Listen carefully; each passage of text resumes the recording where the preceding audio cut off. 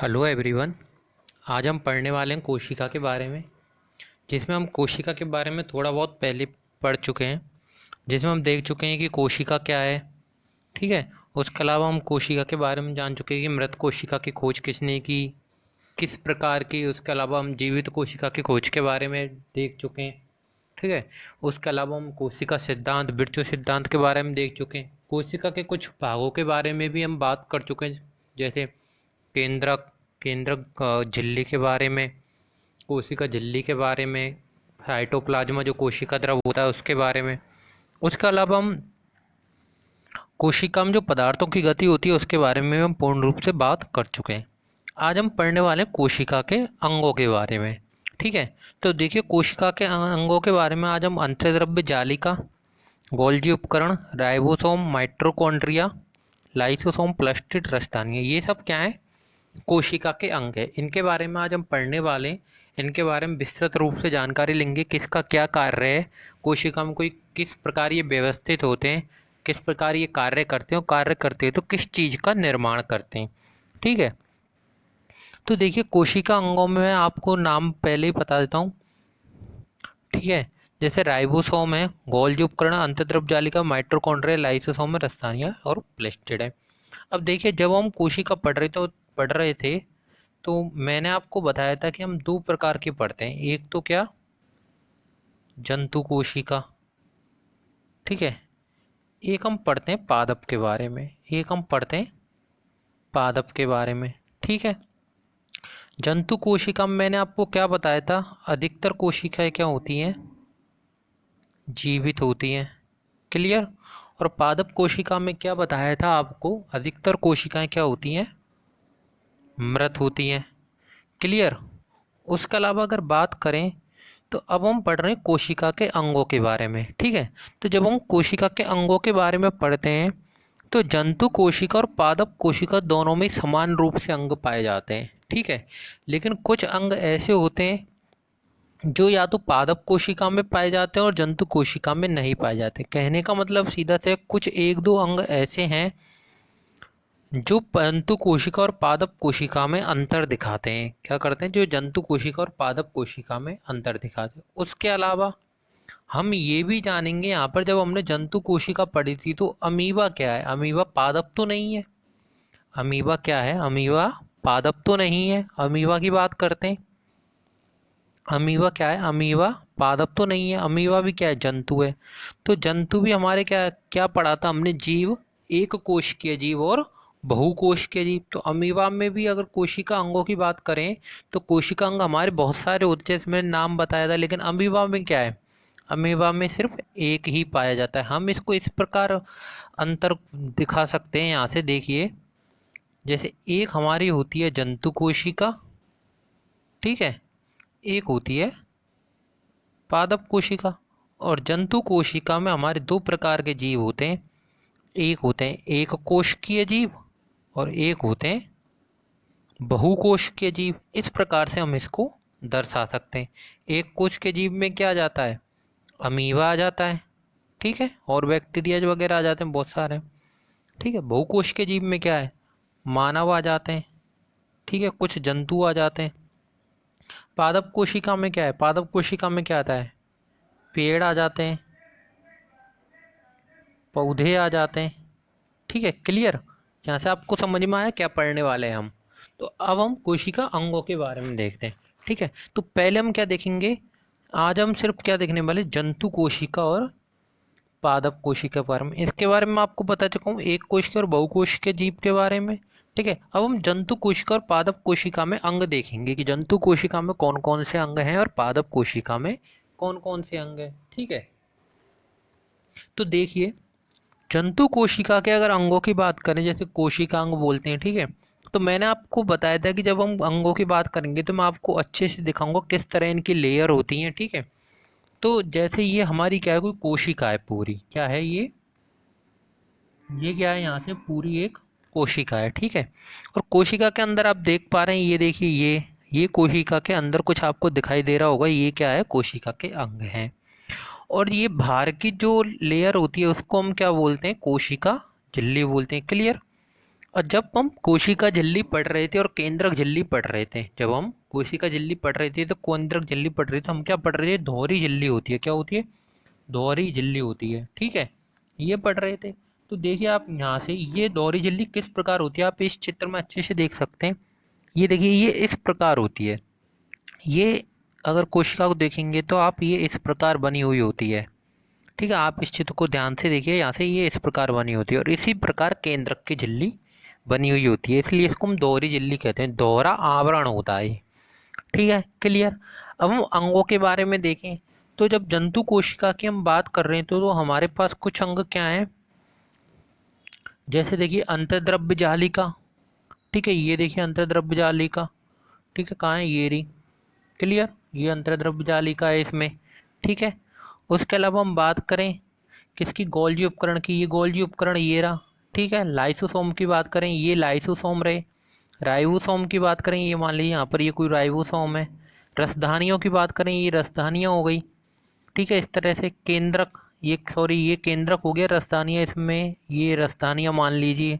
ठीक है, उसके अलावा ये माइटोकॉन्ड्रिया हो गया। कोशिका झिल्ली आपको पता है ही बाहर। तो इस तरह से जंतु कोशिका के अंग हो गए। ठीक है, अब इसी के समानांतर हम पादप कोशिका के अंग देखते हैं। तो पादप कोशिका के जब हम अंग देखते हैं तो हम देखते हैं कि राइबोसोम जंतु कोशिका में भी था, केंद्रक भी था, रसधानी भी थी, गोल्जी उपकरण भी थे। ठीक है, अंतर्द्रव्य जालिका भी थी, माइटोकॉन्ड्रिया भी था।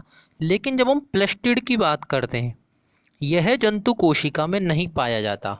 ठीक है, तो जब हम जंतु कोशिका और पादप कोशिका के अंगों की बात कर रहे हैं तो हमें एक ऐसा अंग मिलता है प्लास्टिड, जो सिर्फ किस में पाया जाता है, पादप कोशिका में पाया जाता है। और सारे अंगों की अगर हम बात करें तो जो जंतु कोशिका में अंग पाए जाते हैं वही अंग पादप कोशिका में पाए जा रहे हैं। लेकिन एक ऐसा अंग है प्लास्टिड जो जंतु कोशिका में पाया जाता है। ठीक है, अलग से। उसके अलावा अगर हम रसधानियों की बात करें तो रसधानियाँ भी दोनों में ही पाई जाती हैं, लेकिन इनका आकार का अंतर होता है सिर्फ। क्लियर। लेकिन अगर हम मुख्य रूप से अंतर की बात करें किसी अंग की, कि ऐसा कौन सा अंग है जो जंतु कोशिका में नहीं पाया जाता और पादप कोशिका में पाया जाता है, तो हम बात करते हैं किसकी, प्लास्टिड की। ठीक है, जिसको हम क्लोरोप्लास्ट भी बोलते हैं। क्लोरोप्लास्ट के नाम से आपको ये बुक में मिलेगा। क्या बोलते हैं, क्लोरोप्लास्ट भी बोलते हैं। और मैं आपको बता दूं कि जब हम बायोलॉजी पढ़ते हैं तो अधिकतर हमें इंग्लिश में के जो वर्ड होते हैं उन्हीं को हिंदी में लिख लेते हैं। ठीक है, इंग्लिश हिंदी का इसमें ऐसा कुछ खास होता नहीं है। ठीक है, इंग्लिश में भी राइबोसोम को राइबोसोम ही बोलते हैं। ठीक है, केंद्र को न्यूक्लियस बोल देते हैं, गोल्जी उपकरण को गोल्जी बॉडी बोलते हैं। मैं आपको बताता जा रहा हूँ सारी चीज़ें जो भी है। ठीक है, तो यहाँ से हमें क्या अंतर दिखाई दे रहा है, सिर्फ प्लास्टिड का अंतर दिखाई दे रहा है। क्लियर। तो हम पहले प्लास्टिड के बारे में पढ़ लेंगे। ठीक है, प्लास्टिड या क्लोरोप्लास्ट बोल लीजिए आप। ठीक है, एक ही। अब हम अंतर देख रहे थे। ठीक है, रसधानियाँ दोनों में थी। ठीक है, माइटोकॉन्ड्रिया दोनों में था, राइबोसोम दोनों में था, लाइसोसोम दोनों में था। ठीक है, अंतर्द्रव्य जालिका, ये देखिए स्मूथ एंडोप्लाज्मिक रेक्टिकुलम, मतलब चिकनी अंतर्द्रव्य जालिका लिखी हुई है। क्या, अंतर्द्रव्य जालिका जो आप पढ़ रहे हो यहाँ पर, कहाँ गई, ये दो प्रकार की होती है, एक चिकनी अंतर्द्रव्य जालिका और एक खुरदरी अंतर्द्रव्य जालिका। चिंता मत के, ये थोड़ा सा विवरण है, आगे पूर्ण रूप से पढ़ेंगे इसमें कि क्या है क्या नहीं है, विस्तृत रूप से पढ़ेंगे। ठीक है, लेकिन क्लोरोप्लास्ट एक ऐसी चीज़ है जो सिर्फ पादप कोशिका में पाई जाती है। आपसे फिर से बोल रहा हूँ, क्या, सिर्फ क्लोरोप्लास्ट एक ऐसी चीज़ है जो पादप कोशिका में पाई जाती है और जंतु कोशिका में नहीं पाई जाती। तो क्यों ना हम पहले क्लोरोप्लास्ट के बारे में जान ले कि क्लोरोप्लास्ट है क्या है। ठीक है, ठीक है।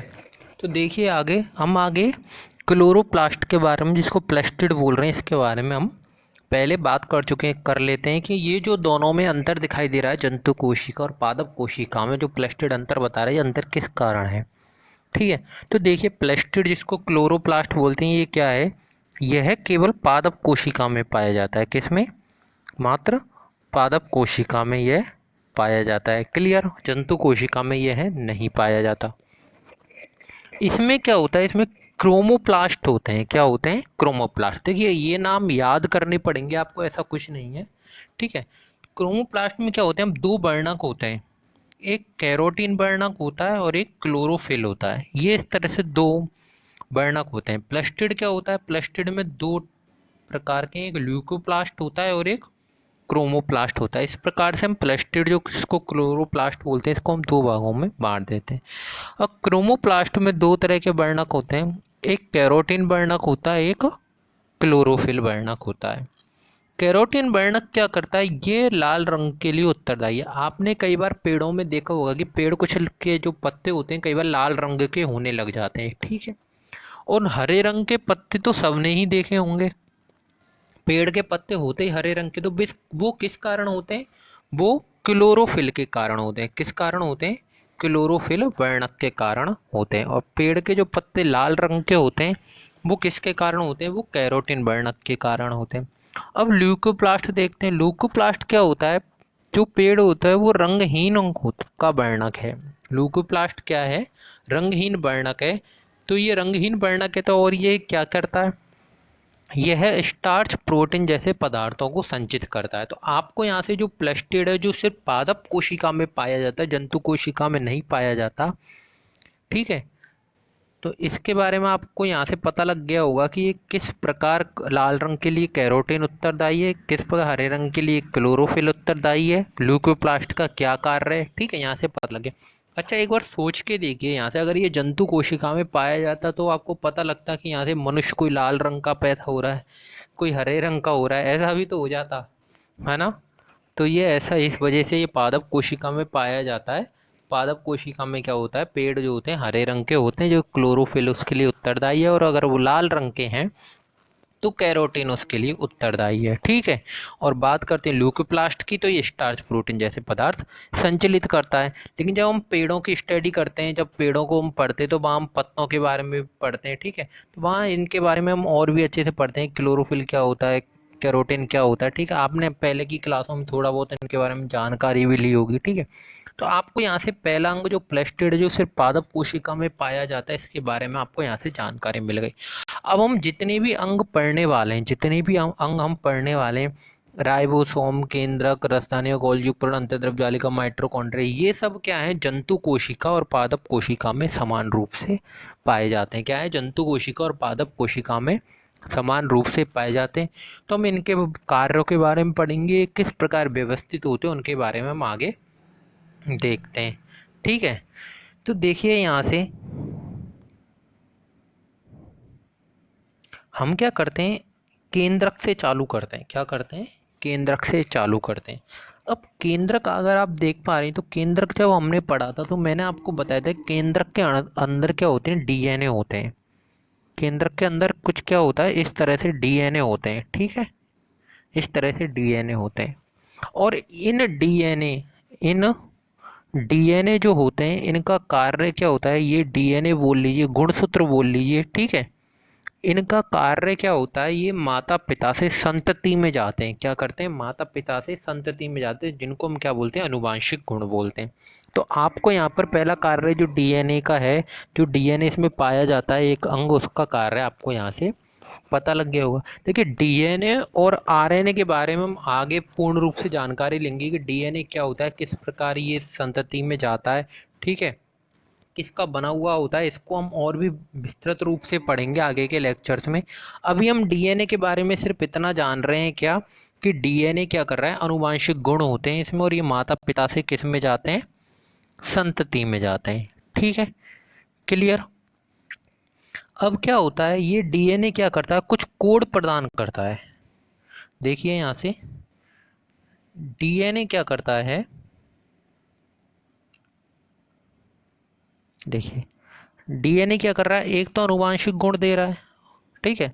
और इसके अलावा डीएनए क्या करता है, कुछ कोड प्रदान करता है, कुछ क्या करता है, कोड देता है। और वो कोड किसको देता है, वो कोड देता है आरएनए को, ठीक है। ये डीएनए आरएनए के बारे में आगे पूर्ण रूप से अध्ययन करेंगे। तो डीएनए क्या होता है, डीएनए अनुवांशिक गुण होते हैं, और ये कुछ क्या करता है, कोड भी होते हैं इसके पास।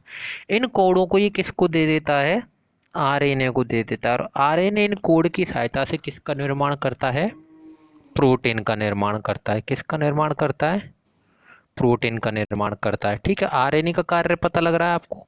दूसरा, आरएनए क्या करता है, यहाँ से अगर आप देख पा रहे हैं, तो एक लाइसोसोम होता है, एक राइबोसोम होता है, ठीक है। दोनों ध्यान रखना, एक लाइसोसोम होता है, एक राइबोसोम होता है, ठीक है। तो आरएनए क्या करता है, यहाँ से राइबोसोम बनाता है। क्या करता है, आरएनए का दूसरा कार्य क्या है, यहाँ से राइबोसोम, ये नीचे लिख देता हूँ, यहाँ से राइबोसोम बनाता है। ठीक है, राइबोसोम भी क्या करता है, राइबोसोम भी प्रोटीन बनाता है। राइबोसोम भी क्या करता है, राइबोसोम भी प्रोटीन बनाता है। ठीक है, उसके बाद क्या होता है, ये राइबोसोम जो होते हैं, ये राइबोसोम क्या करते हैं, जो आप ये अंतर्द्रव्य जालिका देख रहे हो, अंतर्द्रव्य जालिका जो आपको ये केंद्रक से जुड़ी हुई अंतर्द्रव्य जालिका दिखाई दे रही है यहाँ पर।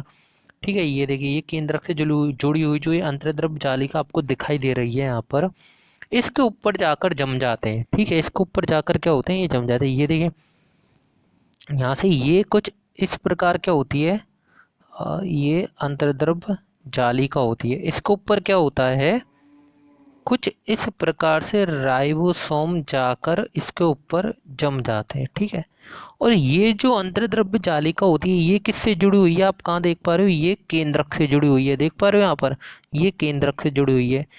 अंतर्द्रव्य जालिका एक और होती है, क्या मैं आपसे क्या बोल रहा हूँ, अंतर्द्रव्य जालिका इसी प्रकार एक और अंतर्द्रव्य जालिका होती है।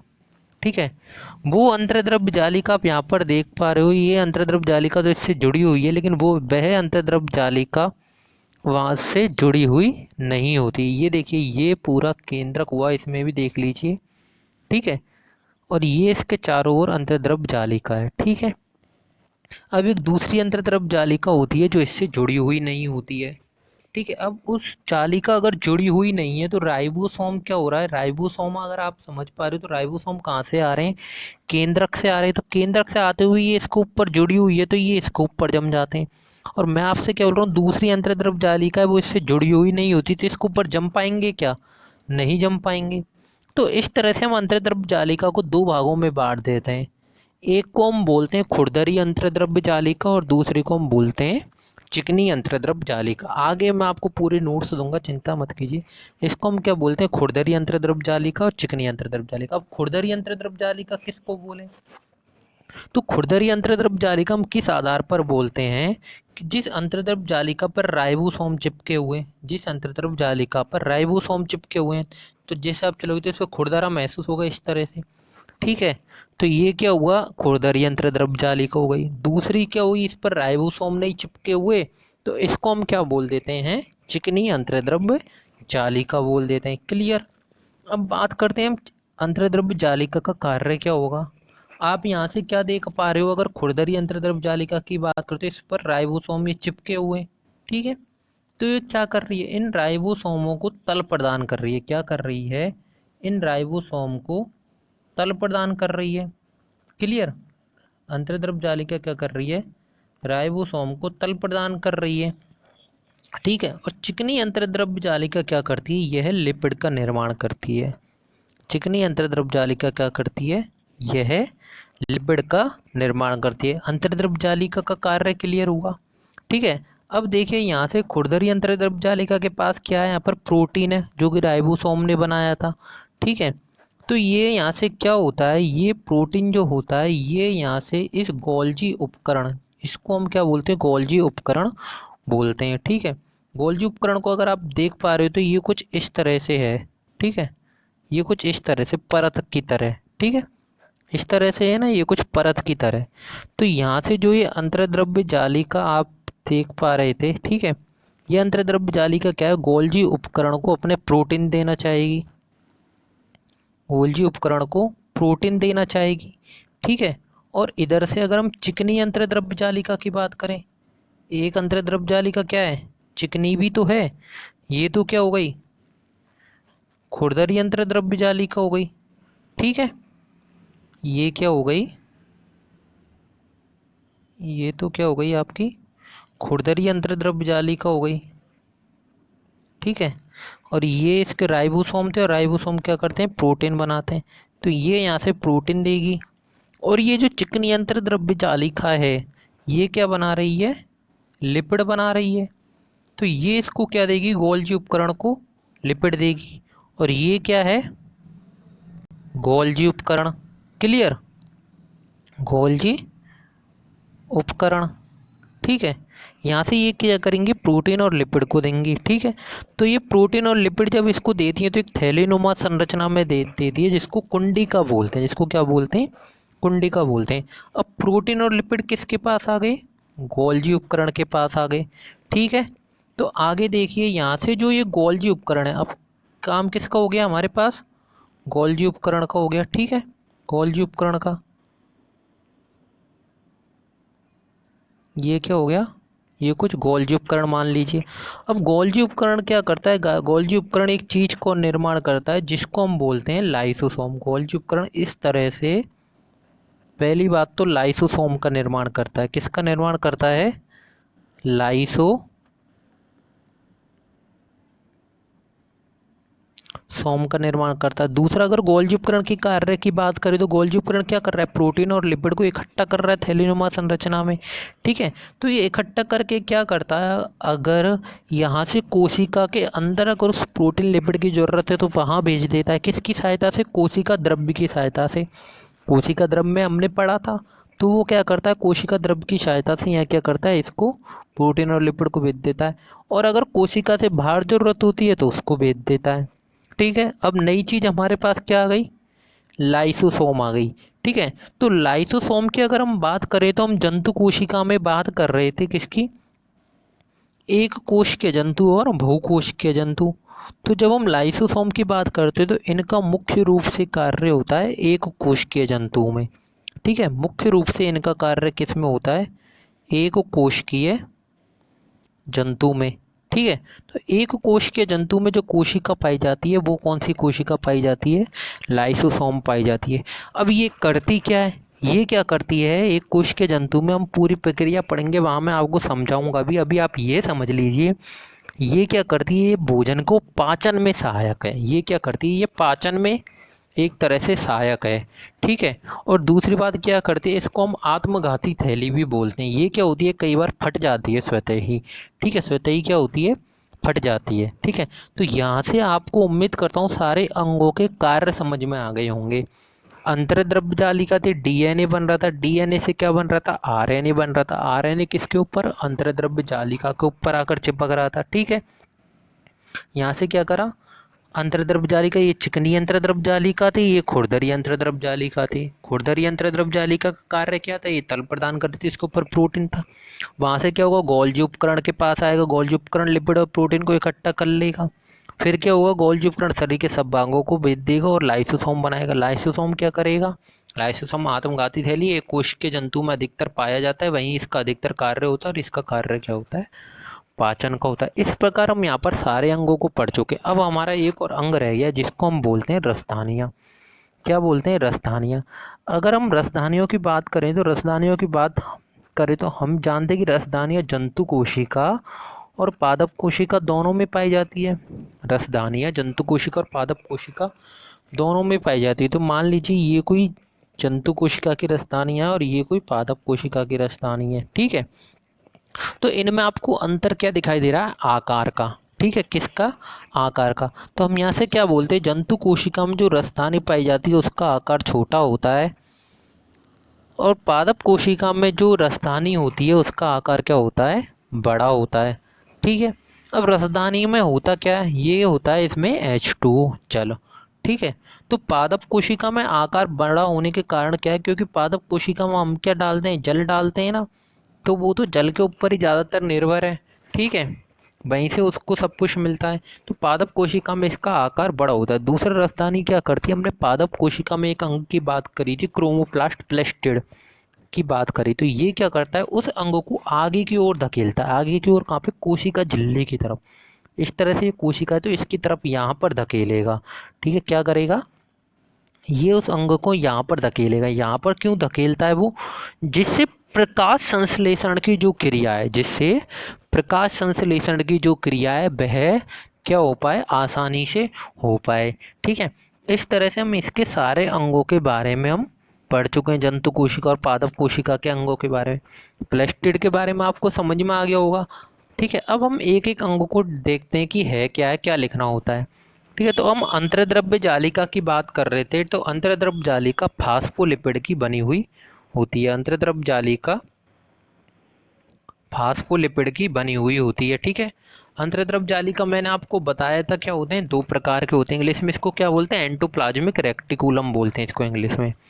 क्या होती है, दो प्रकार की होती है, एक खुरदरी अंतर्द्रव जालिका और एक चिकनी अंतर्द्रव जालिका। खुरदरी अंतर्द्रव जालिका कौन सी होगी, जिसके ऊपर इस तरह से राइबोसोम के प्रोटीन्स चिपके हुए होंगे। ठीक है, इस तरह से राइबोसोम चिपके हुए रहते हैं इसके ऊपर। ठीक है, तो अंतर्द्रव जालिका के लिए भी हम कई बार बोल देते हैं कि ये प्रोटीन का निर्माण करती है, लेकिन मुख्य रूप से ये उसको तल प्रदान करती है। ठीक है, तो खुरदरी अंतर्द्रव जालिका राइबोसोम के कण इसके ऊपर चिपके हुए होते हैं। क्लियर। खुरदरी अंतर्द्रव जालिका प्रोटीन को तल प्रदान करती है। प्रोटीन कहाँ से आया, जो राइबोसोम ने बनाया। ठीक है, दूसरी कौन सी थी, चिकनी अंतर्द्रव जालिका, क्या बताया था, किसका निर्माण करती है, लिपिड का निर्माण करती है। ठीक है, और जो ये लिपिड जिसका निर्माण करते हैं चिकनी अंतर्द्रव जालिका, ये शरीर में जहर को खत्म करने में भी बहुत सहायक होता है। ठीक है, तो यहाँ से आपको अंतर्द्रव जालिका क्लियर हुई। ठीक है, उसके बाद किसकी बात कर रहे थे हम, राइबोसोम की। राइबोसोम आ रहा था। ठीक है, राइबोसोम क्या कर रहा था, प्रोटीन बना रहा था, अंतर्द्रव्य जालिका के ऊपर जाकर चिपका रहता है। क्लियर। ठीक है, अब अंतर्द्रव्य जालिका से जो लिपिड और प्रोटीन बन रहे थे वो कहाँ जा रहे थे, गोल्जी उपकरण के पास जा रहे थे। तो देखिए गोल्जी उपकरण क्या है, परतनुमा संरचना। आपको इस तरह से परत दिखाई दे रही है इसकी, देखिए ये इस तरह से गोल्जी उपकरण होता है, और ये गोल्जी उपकरण क्या है, परतनुमा संरचना है। इस परत एक दूसरे के ऊपर जमी हुई रहती है, जिसे क्या कहते हैं, कुंडिका कहते हैं। इस पूरी संरचना को हम कुंडिका बोल देते हैं। क्लियर। अंतर्द्रव्य जालिका से संश्लेषित पदार्थ एक थैलेनुमा संरचना में पैक करके गोल्जी उपकरण तक पहुंचाए जाते हैं। मैंने आपको यहाँ पर बताया था, कहाँ गया, ये देखिए यहाँ से ये प्रोटीन जाएगा और यहाँ से ये लिपिड जाएगा, और एक संरचना, एक थैलीनुमा संरचना समझ लीजिए इस तरह से। ये इसमें प्रोटीन होता है और इसमें यहाँ से भी एक तरह से लिपिड होता है, और गोल्जी उपकरण के पास ये जाते हैं, किसकी सहायता से, कोशिका द्रव्य की सहायता। इस कोशिका द्रव्य में ही तो है। कोशिका द्रव्य का कार्य क्या है, यही तो कार्य है, पदार्थों को एक अंग से दूसरे अंग के पास ले जाना। क्लियर। तो आगे देखिए, अंतर्द्रव्य जालिका संश्लेषित पदार्थों को एक थैलेनुमा संरचना में पैक करके गोल्जी उपकरण तक पहुंचाए जाते हैं। नेक्स्ट क्या है, गोल्जी उपकरण इन पदार्थों को शरीर के विभिन्न अंगों तक पहुंचाता है। गोल्जी उपकरण लाइसोसोम का निर्माण भी करता है। अब किस पर आ गए हम, लाइसोसोम। ठीक है, तो लाइसोसोम को देखेंगे तो ये क्या है, यह एक पाचक एंजाइम, मैंने आपको बताया था ना, पाचक एंजाइम है, एक कोश के जंतु में सारे कार्य यही करता है। ठीक है, दूसरा लाइसोसोम भारी पदार्थों को कोशिका अंगों से टूटे फूटे भागों को पाचित करने में कोशिका को साफ करके बनाता है। इसका मुख्य रूप से ये जो सब कार्य है ये कोश के कोशिका में होता है। तो ये क्या करता है, टूटे फूटे अंगों को भी पाचित कर लेता है और कोशिका को साफ करता रहता है। क्लियर। दूसरा लाइसोसोम क्या होता है, लाइसोसोम कोशिका का अपशिष्ट निपटाने वाला तंत्र है। तो कोशिका का अपशिष्ट किस प्रकार निपटाता है, ये हम एक कोश के जंतु के बारे में जब एंडोसाइटोसिस पढ़ेंगे वहाँ मैं आपको समझाऊंगा कि कोशिका का अपशिष्ट किस प्रकार निपटा रहा है। क्योंकि बहुकोश के जो जीव होते हैं जैसे हम होते हैं, उनमें इसका ऐसा कोशिका का अपशिष्ट निपटाने वाला कोई कार्य नहीं होता है, जैसा कि एक कोश के जीव में होता है। ठीक है, तो लाइसोसोम एक कोश के जीवों में पाचक एंजाइम के रूप में कार्य करता है। ठीक है, लाइसोसोम को मैं आपको फिर से बता रहा हूँ, मैं फिर से पढ़ाऊंगा आपको जब मैं एंडोसाइटोसिस पढ़ाऊंगा यहाँ पर। ठीक है, तो उसमें मैं आपको लाइसोसोम को फिर से समझा दूंगा कि ये कोश के जीव में किस रूप से कार्य आ रहा है, ये जो कार्य हो रहा है लाइसोसोम का भी वहाँ पर किस तरह से कार्य कर रहा है। ठीक है, और किसी कारण जब कोशिका क्षतिग्रस्त हो जाती है तो लाइसोसोम फट जाते हैं, इसलिए लाइसोसोम को आत्मघाती थैली भी कहते हैं। क्लियर। आगे हमारे पास क्या था, एक माइटोकॉन्ड्रिया था जिसके बारे में हमने अभी तक नहीं पढ़ा है। ठीक है, जिसके बारे में हमने अभी तक नहीं पढ़ा। तो माइटोकॉन्ड्रिया भी जंतु कोशिका और पादप कोशिका दोनों में पाया जाता है। लेकिन माइटोकॉन्ड्रिया करता क्या है, अब देखिए होता क्या है, जैसे हम हैं, ध्यान से सुनना मैं क्या बोल रहा हूँ। हमको चलने के लिए क्या होता है, हमारे शरीर को ऊर्जा की आवश्यकता होती है। हमारे शरीर को क्या होती है, ऊर्जा को आवश्यकता होती है। ऊर्जा कहाँ से मिलती है, हमें भोजन से मिलती है, कार्बोहाइड्रेट वसा प्रोटीन मिलते हैं, ग्लूकोज के रूप में टूटते हैं और फिर क्या होती है, ऊर्जा मिलती है एटीपी के रूप। ऐसे क्या होता है, जब कोशिका अंग हैं इतने सारे, जब ये काम कर रहे होंगे तो इनको किसकी जरूरत होगी, ऊर्जा की कहीं ना कहीं जरूरत हो रही होगी। ठीक है, तो वह ऊर्जा कौन देता है इनको, माइटोकॉन्ड्रिया देता है। कौन देता है? माइटोकॉन्ड्रिया। माइटोकॉन्ड्रिया को आप इनका बिजली घर भी समझ सकते हैं। क्या बोल सकते हैं? माइटोकॉन्ड्रिया को बिजली घर भी समझ सकते हैं। तो माइटोकॉन्ड्रिया, ठीक है। तो आगे देखिए यहाँ पे क्या हो रहा है, ये माइटोकॉन्ड्रिया क्या कर रही है, इसको ऊर्जा दे रही है सारे अंगों को, जिसकी सहायता से क्या हो रहा है, ये सारे अंग कार्य कर पा रहे हैं।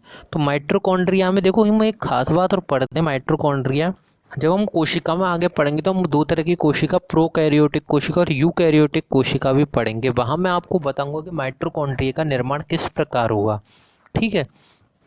अभी आप माइटोकॉन्ड्रिया के बारे में पढ़ रहे हैं, तो माइटोकॉन्ड्रिया में क्या होता है, मैं आपको कुछ बता देता हूँ। माइटोकॉन्ड्रिया में क्या होता है, खुद का जैसे पूरी कोशिका होती है ना, ऐसे माइटोकॉन्ड्रिया अपने आप में एक अलग से कोशिका समझ लीजिए, ठीक है। जैसे कोशिका के प्रत्येक कोशिका कोशिका का अपने अपने अलग अंग होते हैं, जो हमने अभी तक पढ़े थे। ऐसे माइटोकॉन्ड्रिया भी कोशिका का अंग है। माइटोकॉन्ड्रिया भी क्या है? कोशिका अंग ही तो है। माइटोकॉन्ड्रिया भी क्या है? कोशिका अंग ही है। जैसे ये पूरी कोशिकाएं है, इसके अंदर माइटोकॉन्ड्रिया, मान लीजिए ये कोई माइटोकॉन्ड्रिया है, ठीक है। और लेकिन ये माइटोकॉन्ड्रिया इसके अंदर होती है, ये भी खुद भी एक तरह से कोशिका कार्य करता है। मैं ऐसा क्यों बोल रहा हूँ, क्योंकि जैसे पूरी कोशिका का क्या होता है, दोहरी झिल्ली होती है, बाहर की हमने पढ़ी थी। ऐसे माइटोकॉन्ड्रिया का भी खुद की भी दोहरी झिल्ली होती है, ठीक है। जैसे डीएनए हमने पढ़ा था, इसके केंद्रक के पास क्या होता है, डीएनए होता है। ऐसे माइटोकॉन्ड्रिया का खुद का डीएनए होता है, ठीक है। ऐसे माइटोकॉन्ड्रिया का खुद के अलग से अंग भी हैं, ठीक है। तो इस वजह से हम बोल देते हैं कि माइटोकॉन्ड्रिया एक कोशिका की तरह ही व्यवहार करता है, ठीक है। तो माइटोकॉन्ड्रिया आपको समझ में आ रहा है यहाँ से? क्लियर? माइटोकॉन्ड्रिया का है, यह है कोशिका के लिए ऊर्जा उत्पादन करता है, इसलिए इसे कोशिका का बिजली घर भी कहते हैं। क्लियर? यह एटीपी, जिसको हम बोलते हैं ट्राईफास्फेट, ठीक है। एटीपी को बोलते हैं एडोनोसिन, ठीक है। एडोनोसिन लिखने से रह गया है शायद। इसको हम क्या बोलते हैं? एडोनोसिन।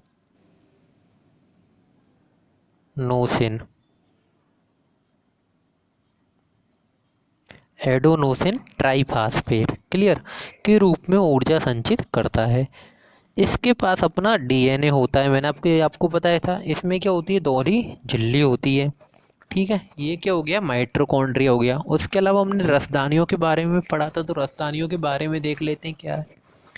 रसदानियाँ क्या है, ये पादप कोशिका और जंतु कोशिकाओं दोनों में पाई जाती हैं, लेकिन अंतर क्या है कि पादप कोशिका में रसदानियाँ बड़ी पाई जाती हैं तथा जंतु कोशिका में रसदानियाँ छोटी पाई जाती हैं। क्लियर? इनमें क्या होता है, पानी होता है। क्या होता है? पानी होता है। यह पौधों को अंकुरित करने की अनुमति देता है। यह कोशिका के घटकों को धकेलता है। कौन से कोशिका के घटकों को धकेलता है? प्लास्टिड क्रोमोप्लास्ट को ढकेलता है, जिससे क्या हो, प्रकाश संश्लेषण की क्रिया वो आसानी से करिए। इसका जो मेन रोल है रसदानियों का, वो भी पादप कोशिका में ही है। प्लास्टिड तो क्या होता है, जंतु कोशिका में पाया ही नहीं जाता। रसदानियाँ पाई तो जाती है जंतु कोशिका में, लेकिन जो इसका मेन कार्य है वो पादप कोशिका में ही है, ठीक है। तो इस तरह से क्या हुआ, ये यहाँ पर रसदानियाँ हो गई। तो यहाँ पर हमने क्या पढ़ लिया, कोशिका के सारे अंग पढ़ लिए। यहाँ पर हमने ये भी देख लिया कि कोशिका के कौन सा अंग है जो सिर्फ पादप कोशिका में पाया जाता है, जिसको हम प्लास्टिड क्रोमोप्लास्ट बोलते हैं। क्लियर? कितने अंग हैं सांप के बारे में हम विस्तृत रूप से जानकारी ले चुके हैं, ठीक है।